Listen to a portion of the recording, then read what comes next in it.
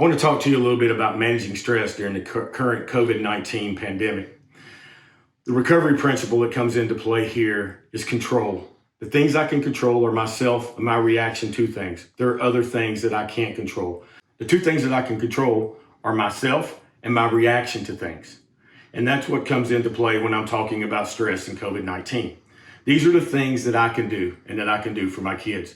Personally, I want to avoid excessive exposure to the 24-hour media news cycle. Guys, I promise you, you can turn the news off, pick it up the next day, you won't miss anything. It's like watching soap operas when I was a kid.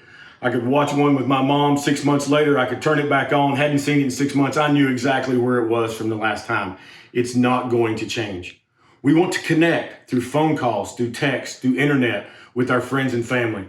Remember, connection causes the chemical oxytocin to be released in our brain, and oxytocin makes us feel good. It's the chemical that is released when we connect with others and we bond with others. So to remember to connect through whatever means necessary.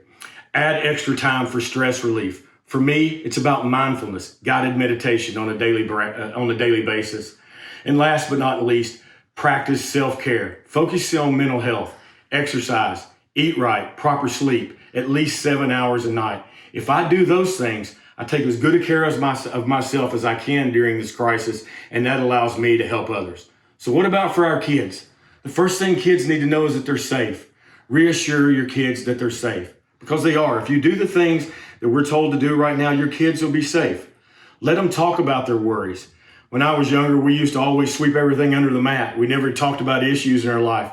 And then I carried that on into adulthood. When I got into adulthood and recovery, I learned that that was the real secret, was to be able to talk about those things. We may not be able to fix them, but somehow when they hit air, they lose their power, particularly when you share them with others.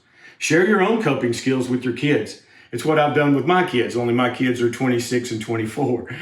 Limit your kids' news exposure. The same news cycle that we see day after day, which is always going to be bad, and the news outlets try to one-up each other with how bad it can be, and we see that day after day after day. It's depressing. So limit your kids' exposure to it as well.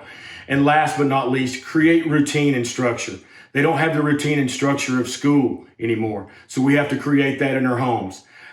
With a proper time to get out of bed, a proper time to eat right, a proper time to exercise, a proper time to do your schoolwork, and a proper time to play, and then go through your nighttime routine.